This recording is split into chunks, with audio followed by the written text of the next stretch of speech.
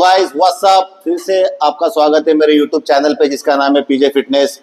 जैसे कि आपको पता है कि हमारे वर्कआउट के वेरिएशन सीरीज चालू है, तो हमने पहले कंप्लीट किए शोल्डर्स के वेरिएशन, उसके हमने 3 एपिसोड बनाए। उसके बाद हमने किए बैक के वेरिएशन, उसके भी हमने 3 एपिसोड बनाए। तो आज शुरू करते हैं लेग्स का सीरीज। तो लेग्स में कौन से वेरिएशन है या फिर कौन से वेरिएशन ज़्यादा इफेक्टिव है, आज हम ये सब देखेंगे अपने इस वीडियो में। तो आज हम लेग वर्कआउट शुरू करेंगे या लेग वर्कआउट के वेरिएशंस यूज़ करेंगे। जैसे मैं हर एपिसोड में बोलता हूँ कि हमें सीखने सभी वेरिएशन है, मगर परफॉर्म 1 से 2 ही करने हैं। तो आज हम शुरू करेंगे लेग के वेरिएशन। तो सबसे पहले शुरू करेंगे हम स्क्वाट से, जिसको कहते हैं बाप of all exercise, the king of all exercise. ऐसा उसको क्यों कहते हैं और उसको रीज़न क्या है उसको किंग ऑफ ऑल एक्सरसाइज कहने का, या फिर क्यों परफॉर्म करते हैं, उसको किसने परफॉर्म करना चाहिए, उसका फ़ायदे क्या है, उसके नुकसान क्या है। तो वो हम सब कवर करेंगे आज के एपिसोड में। जो स्पेसिफिक टॉपिक रहेगा अपना वो रहेगा स्क्वाट।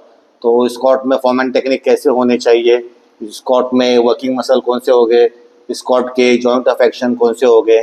तो शुरू करते हैं हमारी आज की लेग एक्सरसाइज की पहले एक्सरसाइज स्क्वाट। तो स्क्वाट एक कंपाउंड मूवमेंट है। कंपाउंड मूवमेंट का मतलब होता है कि एक जॉइंट से होने वाले ज़्यादा जॉइंट्स पर काम होता है, तो उसे कहते हैं कंपाउंड मूवमेंट। जब कोई भी एक्सरसाइज एक जॉइंट से परफॉर्म होती है उसको कहते हैं यूनी जॉइंट मूवमेंट या फिर आइसोलेशन मूवमेंट। मगर एक साथ 2 से ज़्यादा जॉइंट्स इन्वॉल्व होते हैं उसको कहते हैं कंपाउंड मूवमेंट। तो कंपाउंड मूवमेंट के साथ स्क्वाट ऐसी मूवमेंट है कि उसे कहते हैं पावर मूवमेंट, क्योंकि उसमें हम अपने पूरे बॉडी का पावर यूज़ करते हैं परफॉर्म करने के लिए। तो जैसे कि मैंने पहले भी कहा था, बैक के एक्सरसाइज में या बेंट ओवर बारबेल रो में या डेडलिफ्ट में, अगर तुम्हें अच्छा परफॉर्म करना है डेडलिफ्ट या बेंट ओवर बारबेल रो या डंबल रो, तो उसके लिए तुम्हारे हिप जॉइंट में और हैमस्ट्रिंग में अच्छा मोबिलिटी या फिर स्ट्रेचिंग चाहिए। वैसे हमें स्क्वाट परफॉर्म करते हुए भी हमारे जॉइंट्स की मोबिलिटी अच्छी चाहिए, हिप जॉइंट की और नी जॉइंट की, और हैमस्ट्रिंग और ग्लूट्स मसल में फ्लेक्सिबिलिटी अच्छी होनी चाहिए। मगर इसके साथ साथ हमारे ट्रेपेजियस मसल भी स्ट्रांग होने चाहिए। जैसे कि मैंने डेडलिफ्ट में बताया था कि तुम्हारे बैक में और पूरे बॉडी में 100 kg पुल करने की ताकत है, मगर तुम्हारे फोरआर्म्स में कम होने की वजह से तुम्हें दिक्कत आती है, तो हम स्ट्रैप यूज़ करते हैं। वैसे ही अगर तुम्हें स्क्वाट की ताकत है तुम्हारी 200-150 किलो पाउंडेज या वेट्स खींचने की, या तुम कह सकते हो लगाने की या मारने की, मगर तुम्हारे ट्रेपेजियस में उतना स्ट्रेंथ नहीं है कि वो बार का वेट लोड कर सके, या तुम्हारे पोस्टीरियर डेल्टॉइड में। तो फॉर एग्जांपल जैसे हैमस्ट्रिंग और ग्लूट स्ट्रांग होना ज़रूरी है, वैसे ही बॉडी का ट्रेपेजियस मसल और पोस्टीरियर डेल्टॉइड भी स्ट्रांग होना चाहिए स्क्वाट करने के लिए, क्योंकि जो बार रहेगा, जो वेट रहेगा, वो अपने ट्रेपेजियस पे लोड रहेगा। और एक मसल आती है जो कि कोर एब्स, तुम्हारी एब्स मसल भी स्ट्रांग चाहिए, क्योंकि जब हम स्क्वाट परफॉर्म करते हैं तो वो अनसपोर्टेड मूवमेंट है, यानी उसमें बहुत एबिलिटी चाहिए। और स्टेबलाइजर मसल बोले तो एब्स का रहता है, तो वो कोर जो स्टेबलाइज करता है पूरे बॉडी को, तो वो भी हमें स्ट्रांग चाहिए स्क्वाट परफॉर्म करने के लिए। स्क्वाट परफॉर्म करते हुए और 2 बातों का ध्यान रखना चाहिए कि हमें कभी भी स्क्वाट परफॉर्म करते हुए हमारे पार्टनर का हेल्प लेनी चाहिए या ट्रेनर को अपने पीछे खड़ा करना चाहिए, जिससे कि हमें इंजुरीज के चांसेस बहुत ही कम हो जाए। इसीलिए हम स्क्वाट परफॉर्म करते हुए इन सब बातों का ध्यान रखना है कि हमारे हैमस्ट्रिंग में, हमारे जॉइंट्स में और हमारा ट्रेपेजियस और पोस्टीरियर डेल्टॉइड ये स्ट्रांग चाहिए हमें स्क्वाट परफॉर्म करने के लिए। तो अभी हम देखेंगे कि स्क्वाट में स्टांस कैसा होना चाहिए और सेटअप कैसा होना चाहिए। तो शुरू करते हैं हमारी पहली वेरिएशन स्क्वाट से। तो स्क्वाट के लिए मैंने जैसे कहा कि पहले सबसे मोस्ट इम्पोर्टेंट है अपना सेटअप। तो सेटअप हम कर सकते हैं अपने स्मिथ मशीन पे, हमारा अटैचमेंट है स्क्वाट ट्रैक का। बिना स्क्वाट ट्रैक के तुम स्क्वाट परफॉर्म ही नहीं कर सकते हो। फॉर एग्जांपल अगर बिगनर है और उसको पहला दिन है, तो वो स्क्वाट ऐसा बार पकड़ के शोल्डर्स के पीछे रख के परफॉर्म कर सकता है। मगर अगर तुम एडवांस ट्रेनर हो या इंटरमीडिएट भी हो, तो भी तुम बिना स्क्वाट ट्रैक के स्क्वाट कर ही नहीं सकते हो। तुम इमेजिन भी करोगे तो भी तुम सोचोगे कि नहीं बाबा, मैं बिना स्क्वाट ट्रैक का स्क्वाट नहीं कर सकता। तो सबसे मोस्ट इम्पोर्टेंट स्क्वाट ट्रैक है स्क्वाट एक्सरसाइज परफॉर्म करने के लिए। तो हम देखेंगे, पहले शुरुआत करते हैं सेटअप से। सबसे पहले बताना रह गया कि इसमें होने वाली वर्किंग मसल है क्वाड्रिसेप्स, ग्लूट्स, हैमस्ट्रिंग। ये तीनों मसल काम करेंगे इस एक्सरसाइज में। मेन मसल होगा अपना क्वाड्रिसेप्स। तो सेटअप में बार ये अपने शोल्डर्स के नीचे चाहिए। अगर हम शोल्डर्स के ऊपर रखते इसे तो हमें लिफ्ट करते हुए, फॉर एग्जांपल अगर हम शोल्डर के ऊपर रखते हैं तो हमें इसको लेने के लिए अपने शोल्डर्स के ऊपर हमें अपने काफ रेस करने पड़ेंगे, यानी कि अपने को ऊपर की ओर जाना पड़ेगा। अगर वो हैवी वेट है तो वो एक्सट्रीमली टफ हो जाएगा और बॉडी पूरी इम्बैलेंस हो जाएगी। अगर हम नीचे रखते हैं चेस्ट के ज़्यादा तो हमें स्क्वाट परफॉर्म करने के लिए और भी नीचे बैठना पड़ेगा, यानी इसेंट्रिक से उठाना पड़ेगा, तो वो और भी टफ हो जाएगा। तो हमें बार का सेटअप करना है हमारे शोल्डर लेवल के नीचे। वो कैसे देखते हैं, बार को सेट करते हैं और बॉडी टच करके देखने का कि हमारे शोल्डर्स लेवल पे है। अभी कभी कभी क्या होता है, सभी जिम में एक सारे इक्विपमेंट नहीं होते, तो कभी कभी दो ऑप्शन आ जाते हैं, या तो एक तो शोल्डर के ऊपर रहेगा या तो शोल्डर के नीचे। तो तुम्हें चॉइस करना है शोल्डर के नीचे वाला, क्योंकि तुम डाइव करके अंदर घुसकर उठा सकते हो, वो इजी रहेगा ज़्यादा as compared to calf raise करके उठाना। तो इसमें भी स्टांस के ऊपर पहले बात करेंगे। इसका स्टांस चाहिए slightly wider than shoulder. Stance बोले तो 2 फीट का डिस्टेंस अपने लेग्स का। अभी इसमें बहुत सारे मिथ्स है कि वाइड होना चाहिए या शोल्डर विथ होना चाहिए या स्लाइटली वाइडर देन शोल्डर। ये डिपेंड है पर्सन टू पर्सन, उसकी मोबिलिटी।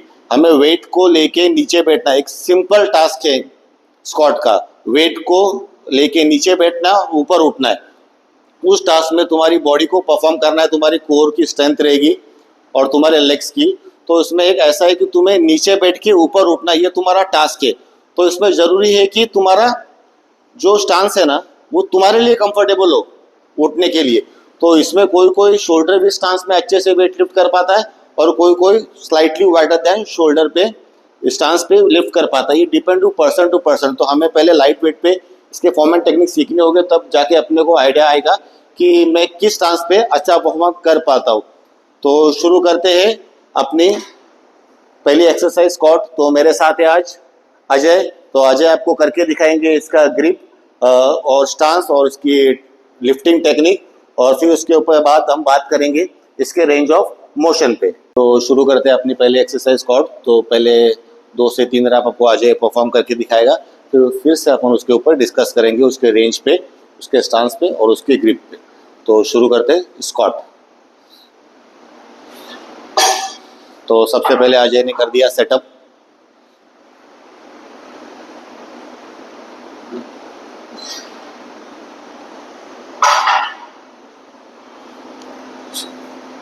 गुड, चल स्टार्ट कर। 1 गुड, 2 गुड, रैक कर। तो ये है सिंपल एक्सरसाइज, नीचे बैठना है और ऊपर उठना है वेट को लेके, इसे कहते हैं हम स्क्वाट। तो अभी इसमें हमें क्या क्या ध्यान रखना चाहिए, जैसे कि हमने देखा कि इसमें जो लेग्स का स्टांस रहेगा वो स्लाइटली वाइडर देन शोल्डर, यानी कि जो अपना शोल्डर का पॉइंट है और नीचे हिल का पॉइंट, ये हो गया शोल्डर विथ। अभी slightly wider than shoulder, slightly wider than shoulder यानी कि ये हो गया, ठीक है।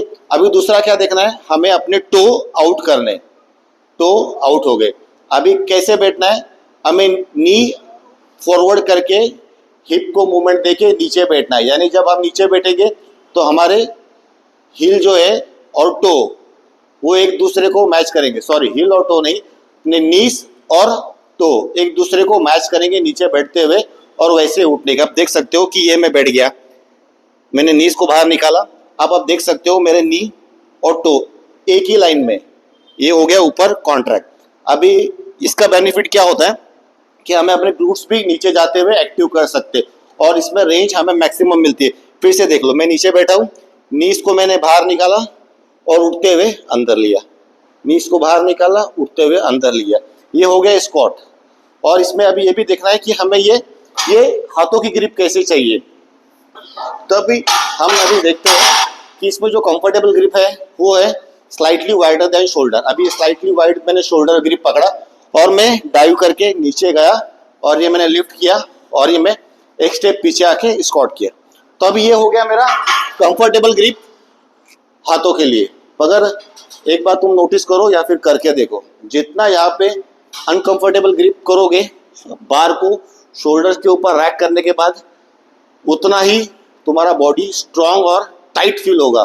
फॉर एग्जाम्पल अभी मैं करके दिखाता हूँ, अजय को बोलता हूँ, अजय जो ग्रिप पकड़ा था स्लाइटली बढ़ रहा था शोल्डर, वो शोल्डर विथ पकड़ना है। हाँ, शोल्डर विथ, पहले बाल सेट कर नीचे। तो ये हो गया बाल सेट, शोल्डर विथ, यानी कि जो शोल्डर का डिस्टेंस है ये तेरा डेल्टॉइड का, शोल्डर का मेन पॉइंट का डिस्टेंस, ये अभी इसको अभी अनकंफर्टेबल लग रहा है, मगर जैसे ये डाइव करके नीचे जाएगा, जा नीचे, और इसको अभी इसने ट्रेपेजियस पे रखना है। हाँ, पकड़, उठा, और पीछे आ जा।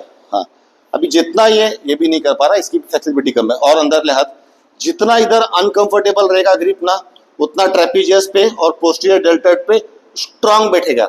अभी इस पे क्या करना है, इस पे हमें ये ग्रिप फोर्स करनी है। जब थंब बाहर रख, फॉल्स ग्रिप करोगे तो अभी पीछे से दिखा, अभी पीछे से हजारों पीछे से दिखाएंगे तो अभी जो ये एल्बोस हैंड्स है ये एग्जैक्टली फ्लोर को पैरेलल रहेंगे और एक पिलर की तरह काम करेंगे। अभी तुम देख सकते हो बार ट्रेपेजियस पे है और ये पोस्टीरियर डेल्टॉइड पे। अभी बैठते हुए हिप पीछे करना है और नीचे बैठना है, टो को आउट करना है, दिखा करके। ये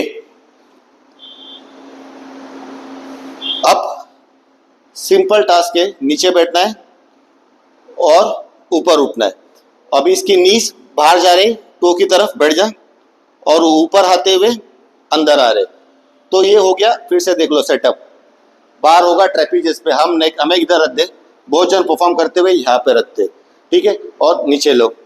हाँ, तो ये हो गया इसका सेटअप, रख दो। अभी बहुत सारे लोग मिस्टेक क्या करते, एक तो इसे नेक पर रखते और पीछे आते हुए 4 से 5 स्टेप पीछे आते।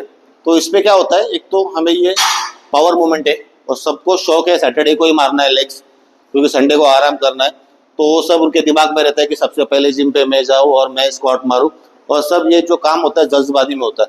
वैसा नहीं, स्क्वाट जितना ही एक्सरसाइज अच्छी है उतना उसमें रिस्क भी ज़्यादा है गिरने के या लोअर बैक डैमेज होने के। तो हमें एकदम सबर के करना चाहिए। जब भी तुम बार उठाओ, एक बार तुमने स्क्वाट से इसको रैक किया, एक ही स्टेप पीछे आना है, 1 2 खत्म, ये सेटअप हो गया। बहुत जन क्या करते हैं, पहले बार उठाते हैं, उसमें भी लंच करके उठाएंगे और पीछे आएंगे 4-5 बार और पूरा सेटअप करेंगे, नीचे देखेंगे, फिर ऊपर देखेंगे, फिर स्क्वाट करेंगे। उसमें तुम्हारी 2 रैप की एनर्जी तो ऐसे ही वेस्ट हो जाएगी। इसीलिए उठाना है सिर्फ एक ही स्टेप पीछे एंड स्टार्ट परफॉर्मिंग। मिरर में देखना है, खुद के स्टांस भी देखना नहीं, क्योंकि नेचुरल स्टांस है सबका।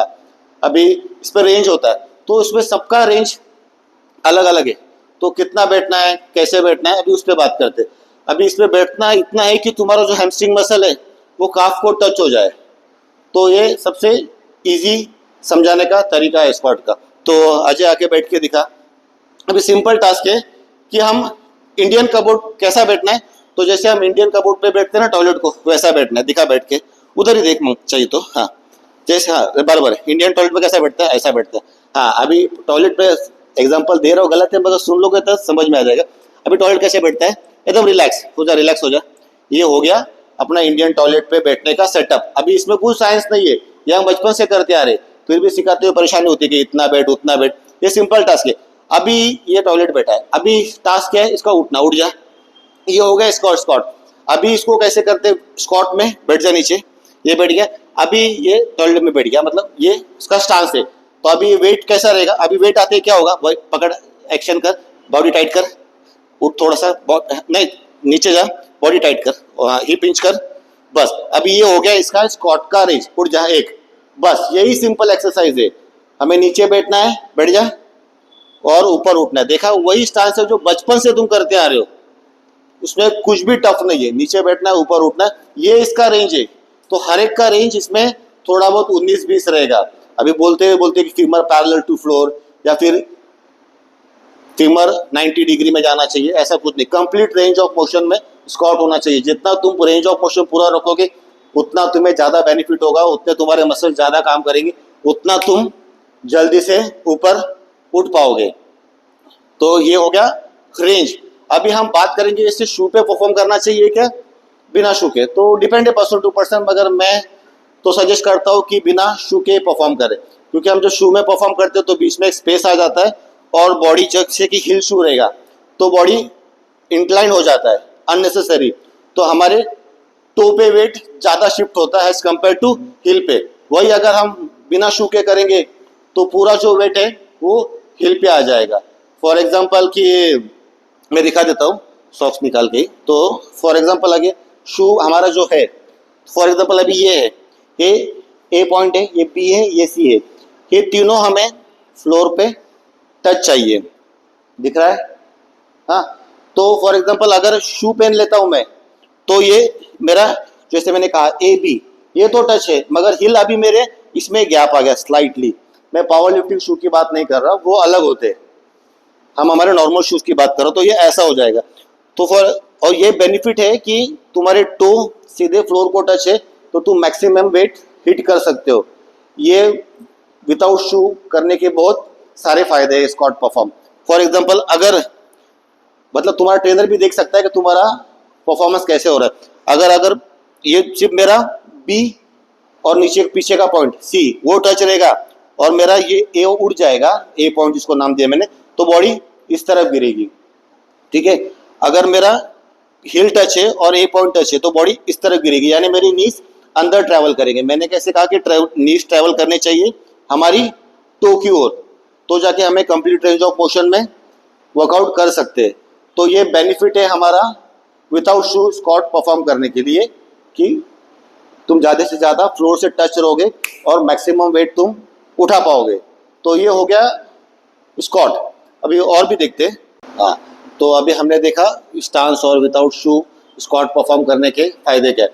अभी मैं कुछ डिस्कस करना चाहता हूँ मेरे टाइम की बातें। जब मैं कॉलेज में था या स्कूल में था तब से जिम जा रहा हूँ, तो तभी लोगों का बहुत ऐसा मानना था कि अगर तुम्हें स्क्वाट करना तो तुम्हें लंगोट कंपलसरी है या फिर सपोर्टर। तो वो जन तभी यूज़ करते थे, तभी लोगों को पता नहीं था, साइंस का इतना ग्रोथ नहीं था, या फिर तभी फिटनेस एकेडमीज नहीं थे, क्लासेस नहीं थे, इसलिए लोगों को नॉलेज नहीं था। तभी लोग बहुत गंदे तरीके से भी बांधते थे, वो लंगोट कहते हैं या फिर सपोर्टर। तो सपोर्टर की ज़रूरत है क्या नहीं है? तो मैं कहता हूँ कि स्क्वाट परफॉर्म करते हुए तो सपोर्टर की ज़रूरत बिल्कुल नहीं है, मगर सर्टन मेडिकल कंडीशंस में है, जिसको प्रॉब्लम है उस जगह पे तो वो यूज़ कर सकता है। बाकी जो नॉर्मल पर्सन है या कोई भी स्पोर्ट्स पर्सन है वो बिना लंगोट बांधे या बिना सपोर्टर यूज़ किए भी स्क्वाट परफॉर्म कर सकता है। अभी स्क्वाट तो मैंने शुरुआत में कहा था कि स्क्वाट परफॉर्म करते हो तुम एक तो ट्रेनर अपॉइंट करो, या तो फिर तुम तुम्हारे लिए अच्छा पार्टनर ढूंढो, मैच्योर्ड रहे, तुम्हारा और उसका रैपो या वाइब कहते वो मैच हो सके, जो तुम्हें गिरने से बचाए। क्योंकि हम लेते हैं ईगो में नहीं लिया तो भी हमारा एक रेंज रहता है कि 10 लूँगा 12 लूँगा रैप, मगर कभी कभी 9th रैप पर भी फेलियर आता है, तो पीछे जो अपना सपोर्टर है उसने कैच कर लेना चाहिए वेट। तो अभी बहुत जन मैं देखता हूँ जिम में भी कि सपोर्ट देते हुए का तरीका कैसा रहता है, तो बहुत जन क्या करते हैं, सपोर्ट देते हुए पूरा ऐसा पकड़ लेते और पूरा सपोर्ट देते। तो उसमें प्रॉब्लम क्या है, वो सपोर्ट तो अच्छा है मगर वो दोनों के लिए अनकंफर्टेबल है।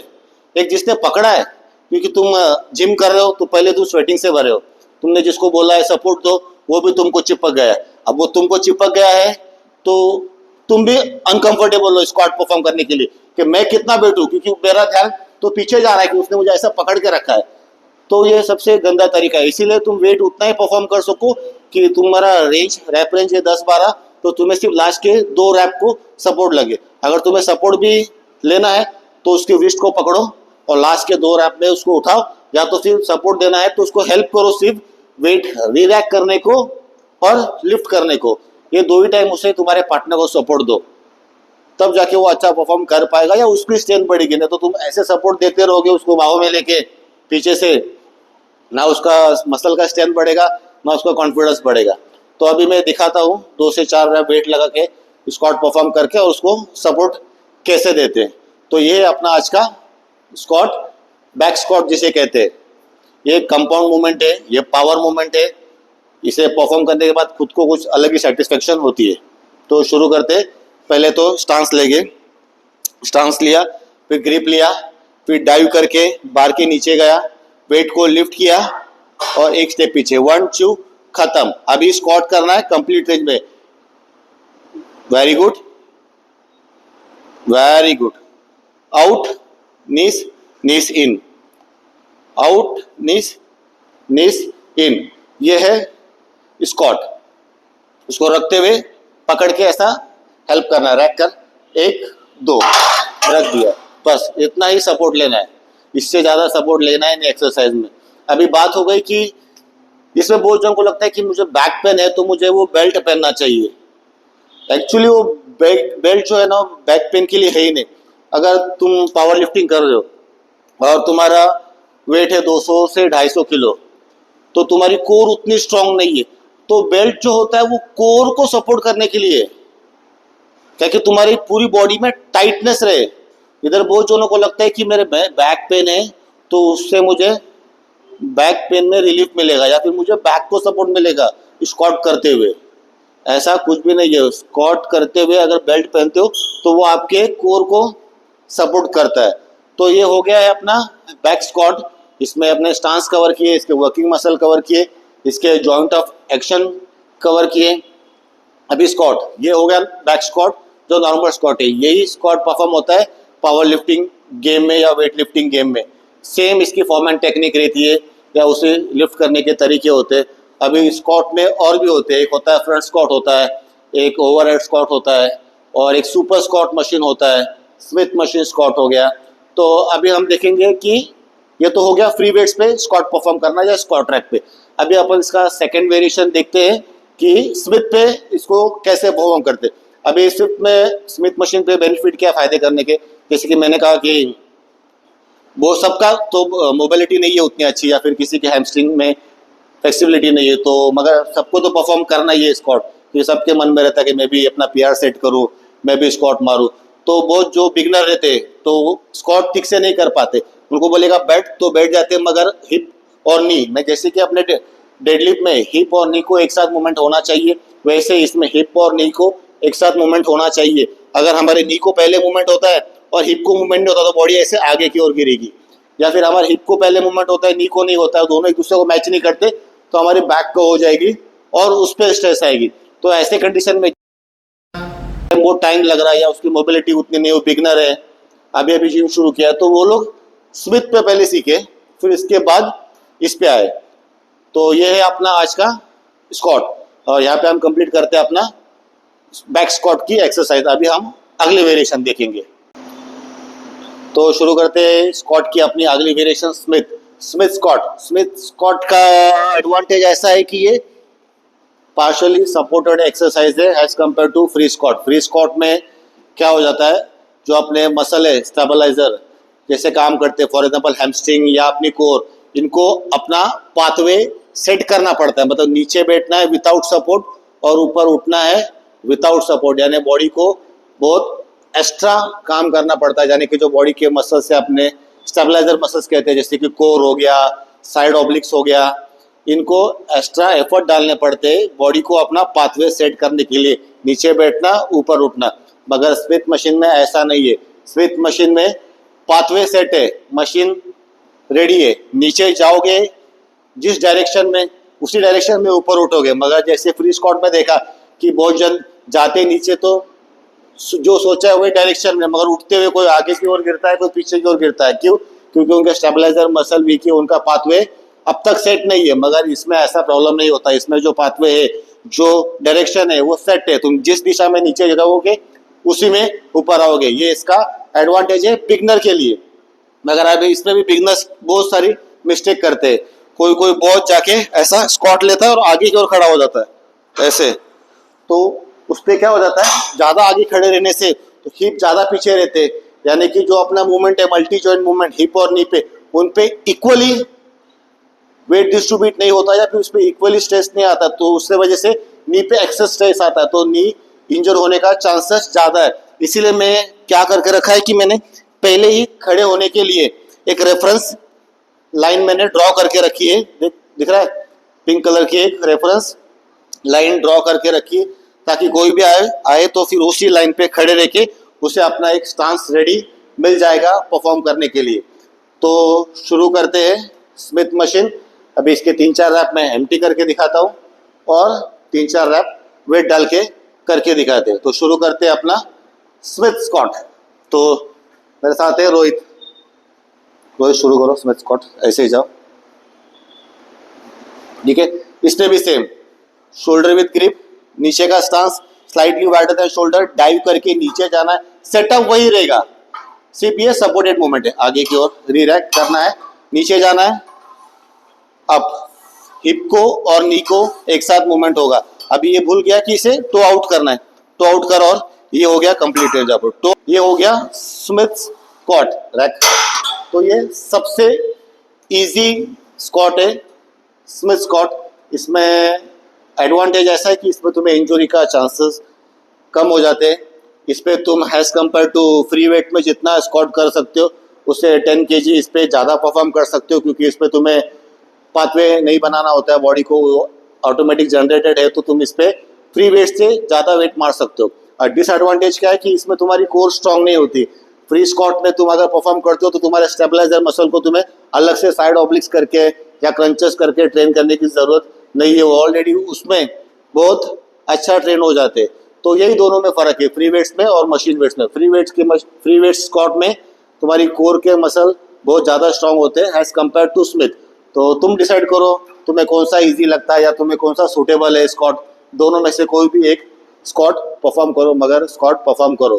तो ये है अपना स्मिथ स्क्वाट। तो ये हो गया अपना स्मिथ मशीन पे स्क्वाट जो कि है सपोर्टेड। अभी हम देखेंगे कि सुमो स्क्वाट्स कैसे परफॉर्म करना है फ्री वेट्स पे, फिर हम देखेंगे कि सुमो स्क्वाट कैसे परफॉर्म करना है स्मिथ मशीन पे, फिर हम उसके बाद देखेंगे डंबल स्क्वाट कैसे परफॉर्म करना है और सुमो डंबल स्क्वाट कैसे परफॉर्म करना है। ये देखते हैं अपन, शुरू करते। तो अभी हम शुरू करेंगे कि Sumo squat, back Sumo squats कैसे परफॉर्म करते। तो उसका सेटअप सेम रहेगा जैसे हमारे बैक स्क्वाट में था, और उसका सिर्फ स्टांस में चेंजेस आएगा। इसका शोल्डर विड्थ था स्लाइटली वाइडर देन शोल्डर, मगर इस पर कुछ ज़्यादा ही वाइड करना पड़ेगा हमारा स्टांस लेग्स का। तो शुरू करते हैं हमारा सुमो स्क्वाट, लगाओ बार। तो शुरू करते हैं अपना Sumo squat, back Sumo squat. इसमें सेम सेटअप रहेगा, इसमें सिर्फ स्टांस का चेंज रहेगा। जो हमारा स्लाइटली वाइडर देन शोल्डर था वो थोड़ा एक्सट्रीमली वाइडर होगा सुमो स्क्वाट में। तो वेट लगा दिया है, सेटअप रेडी है। अभी स्टांस देखेंगे और उसके 4 से 5 रैप देखेंगे बैक सुमो स्क्वाट के। तो शुरू करते हैं बैक सुमो स्क्वाट्स। रोहित, तो इसमें वही है, पहले अपने हाथों का स्टांस लेना है, फिर डाइव करके नीचे जाना है, बार को ट्रेपीजियस और पोस्टीरियर डेल्टॉइड पे सेट करना है, एक स्टेप पीछे आना है और अपना स्टांस बनाना है स्लाइटली वाइडर। इसमें सेम नीज को आउट करना है, आउट, ऊपर आते हुए इन। अभी इसमें भी टो का और नी का डायरेक्शन एक दूसरे को मैच होना चाहिए, और इसमें हम मैक्सिमम हमारे ग्लूट्स का एक्टिवेशन बढ़ा सकते हैं। तो ये है सुमो स्क्वाट्स। इसमें भी उतना ही वर्किंग मसल है, जॉइंट ऑफ एक्शन भी सेम है, इसमें सिर्फ स्टांस का फर्क रहेगा। तो जो सुमो स्क्वाट्स हैं वो बार पे भी परफॉर्म करते हैं और हम डंबल पे भी परफॉर्म कर सकते हैं। तो डंबल पे परफॉर्म करने के लिए हमें चाहिए 2 स्टेप बोर्ड जो अपने पैरों के नीचे रहेंगे और एक डंबल। तो सबसे पहले हम सेटअप रेडी करते हैं सुमो स्क्वाट्स का डंबल पे। तो शुरू करते हैं हमारा सुमो स्क्वाट। सुमो स्क्वाट के लिए हमने सेटअप रेडी करके रखा है, उसके लिए हमें चाहिए 2 स्टेप बोर्ड, वो ऊपर हम लेके आए, और डंबल। तो शुरू करते हैं सुमो स्क्वाट। इसकी रेंज देखते हैं और इसकी जॉइंट ऑफ एक्शन सेम रहेगा जैसे कि बैक सुमो स्क्वाट्स में था। यहाँ पे वेट शोल्डर्स के ऊपर था, अभी वेट नीचे की ओर रहेगा अपने हाथों पे। तो 4 से 5 रैप तुमको करके दिखाते हैं सुमो स्क्वाट। तो शुरू करो सुमो स्क्वाट्स। इसमें वही रहेगा, स्टांस वाइडर रहेगा और डंबल स्ट्रेट नीचे जाएंगे और ऊपर आएंगे। हिल्स को आउट करना है, हिल को इन करना है, ऊपर आते हुए नीज को 1 गुड चू। जो नीस है वो टो के डायरेक्शन में ही ट्रैवल करेंगे, ऊपर आते हुए अंदर आएंगे नीस और बाहर नीचे आते हुए बाहर की ओर जाएंगे। ये हो गया हमारा सुमो स्क्वाट डंबल पे। तो अभी हमने जो वेरिएशन शुरू किया है लेग्स का, तो उसमें हमने आज कवर किया है बैक स्क्वाट कवर किया है और स्मिथ स्क्वाट कवर किया है, सुमो स्क्वाट्स कवर किया है बारबेल पे। अभी सुमो स्क्वाट हमने डंबल पे कवर किया। अभी भी स्क्वाट्स के वेरिएशन खत्म नहीं हुए, मगर वीडियो बहुत बड़ा हो रहा है। तो लास्ट वीडियो में बहुत कमेंट आ रहे थे कि वीडियो बहुत बड़ा हो रहा है, थोड़ा शॉर्ट करो। तो हम ये एपिसोड आज यहाँ पे रोकते हैं, हम मिलेंगे अगले एपिसोड में। अगले एपिसोड में हम फ्रंट स्क्वाट कवर करेंगे, सुपर स्क्वाट जो अलग मशीन है वो कवर करेंगे, और बहुत सारे वेरिएशंस है जो उससे हम लेग मसल हमारे स्ट्रॉन्ग कर सकते हैं। तो मिलते हैं अगले एपिसोड में, बने रहिए अपने चैनल पे। अगर आपने पिछले वीडियो नहीं देखे बैक के या फिर शोल्डर्स के, तो वो भी जाके देख लो। अपने चैनल्स को सब्सक्राइब करो। अगर आपको हमारी वीडियो पसंद आ रहे हैं तो आप अपने दोस्तों में शेयर करिए। थैंक यू, मिलते हैं।